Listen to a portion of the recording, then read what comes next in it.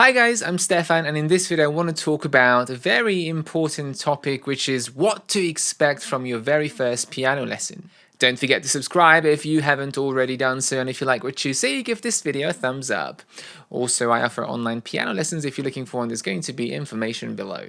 So, when I talk about very first piano lesson, I mean a few things here. It could be literally your very first lesson, which means that you've never touched a piano before, but it could also mean that you've been playing at home with videos and online courses, and then you decide after a year or two that you want to go and try a real face-to-face lesson or online lesson, but with an actual teacher. Or it could also mean that you previously had lessons with a teacher and now you're switching to someone new, and that's going to be your very first lesson with that new teacher. So all of these three experiences have one thing in common, which is something very new. And this experience can be a little bit uncomfortable, not just for the student, but also for the teacher. I mean, I've been teaching for more than 15 years, so I've had a lot of first lessons as a student, but far more of those as a teacher. And I have to say, it's not my favorite thing to do at all. I can't speak for other teachers, but I can only assume that everybody feels the same. I want to talk about this from both points of view, from the student's point of view and also the teacher's point of view. So in the first scenario, when it's actually your very first lesson and you've never played the piano before, it's kind of the easier version because you don't really have to show anything to your teacher. You just have to show up and you have to try to follow some basic directions on that very first lesson. The student might not get very nervous on that first lesson because there's no expectation from the student. You just have to basically be there and take in as much as you can, but you still might get nervous because basically the teacher is going to show you some very basic exercises or some basic tunes and you have to copy it, and there's a little bit of pressure to be able to do that. On the very first lesson, every teacher basically just tries to kind of get to know you and talk to you about the basics of piano, like posture, the instrument, and how the structure is going to be. And at the very least, we always try to teach you something that you can go home and start practicing. Now, obviously, in a half an hour first lesson, you can't learn too much. So it's going to be a basic finger exercise or a basic tune that you learn by ear, something that can allow you to start feeling some rhythm and start playing the keys, and something that you can start practicing at home. So that's the main purpose of the very first lesson. And as a student, there's no way you can judge that first lesson, whether that's a good teacher or a bad teacher, because you barely learned anything and there's nothing that you can compare it to. The most important thing for you as a student to decide on that very first lesson is how you get on with the teacher.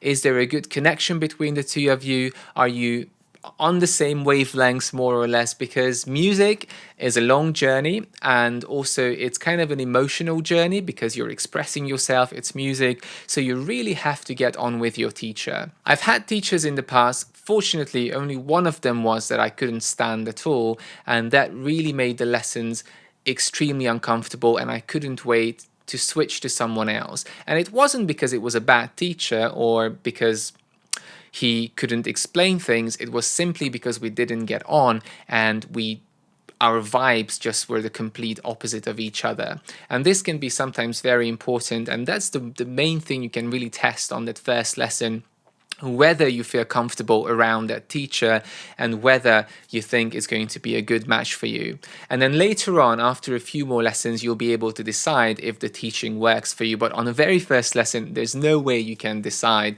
whether something is going to work for you in the long run because there's nothing to compare it to. Now, the second scenario is when you've been playing before, like you actually can play quite a lot because you've been doing it for years from YouTube videos and books and whatnot, and you decide that this is the time to find a teacher. Now, this mostly applies to adult learners or late teenagers because young children will always be pushed by their parents to start something and they don't usually play a lot beforehand. But adults usually do quite a lot before they decide that, okay, I can't do any more of this by myself, or I need some extra help, and then they decide to look for the help of a teacher.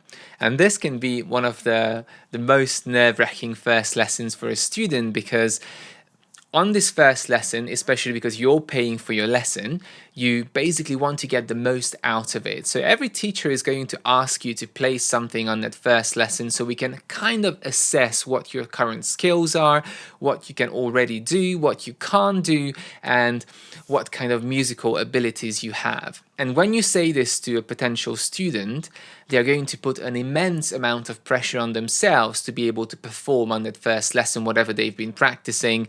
And they obviously want to show as much skill as they can on that first lesson. Now, something very interesting that I noticed throughout my teaching is that children, especially small children, don't really get nervous on first lessons. They simply don't care. They think of it as something fun or just like, a regular activity in their day-to-day life, and there's not really too much to lose. However, when I start teaching adults, especially if they've been playing before, they are far more conscious of what they are doing on the first lesson or in the lessons coming after in general, because first of all, they're paying for the lessons, so they earned that money and they want that money to be spent as best as they can, so they obviously want to practice and make the most out of it. But second of all, as an adult, you are far more kind of judgmental of yourself, and you are constantly monitoring what you're doing, how you perform, what you say. So there's a far bigger psychological block when it comes to adult beginners as opposed to children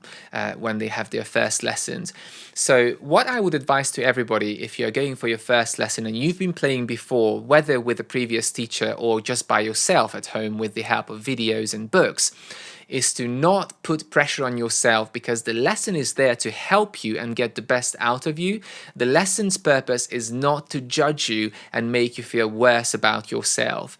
This is really, really important, because you're paying ultimately to get better and to get someone's help to fix issues that you might have. So try to not put any pressure on yourself and just play whatever you can play, and don't think of it as a competition like a Chopin competition where, if you make one mistake, it's the end of the world. And stop saying sorry when you make mistakes, because it's okay to mistakes, and the purpose of the lesson is to show those mistakes so we can work on them together. Now, as a teacher, having a first lesson with someone who has had a previous teacher before or just learned a lot of piano before is actually quite difficult, because in one lesson we try to assess everything that student already knows, so we don't repeat ourselves and we don't give them something that's too easy or something that's too hard. And that can be very difficult to do in one lesson, and sometimes it takes a month or two to really map out the ability of that student and see if there are any gaps in the knowledge, because sometimes you can play very difficult pieces, but if I give you something very simple,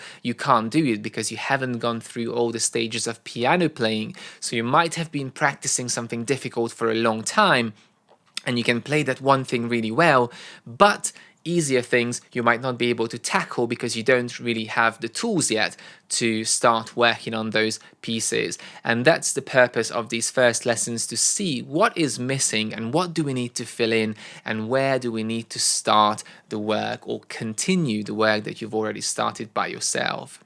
So I hope this little video gave you some insight into what you can really expect from a first lesson and what is the purpose of a first lesson, and why it's really important to not get nervous and not put too much pressure on yourself and not have too many expectations, because it's all about getting to know each other. It's all about mapping the abilities, and it's all about finding out whether that teacher is a good fit for you. Are you enjoying the lesson? Are you finding that teacher inspiring? Are you finding that teacher encouraging? And is the tone, the vibe making you feel comfortable? And is this something you can do in the long run? Because most often, whether you have occasional lessons or very regular lessons, piano playing is a long journey. So chances are, if you are serious about it, you're going to be with a teacher for a long time, definitely longer than a year, but for some people that can be 5-10 years. So really think about that. And of course, it's not something that you can't change. So if something goes wrong and you don't enjoy lessons with a certain teacher, you can always change. But definitely my main advice is to have a good feeling about that teacher and allow yourself to perform without any expectations and just show what you can do and then take it from there. I hope this was helpful to you, and if you like videos like this one, give this video a like and don't forget to subscribe.